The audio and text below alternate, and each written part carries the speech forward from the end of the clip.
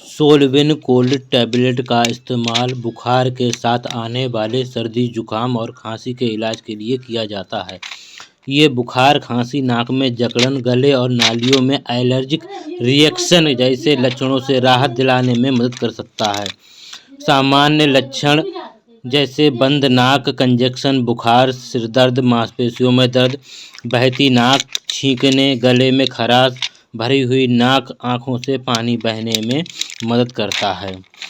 इसका प्राइस 67 रुपये के लगभग में एक स्ट्रिप पड़ जाती है।